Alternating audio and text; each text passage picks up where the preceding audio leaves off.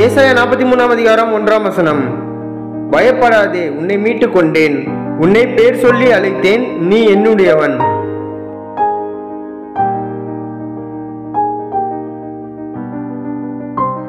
Isaiah chapter 43 verse 1. Do not fear, for I have redeemed you, I have summoned you by name, you are mine. Amen.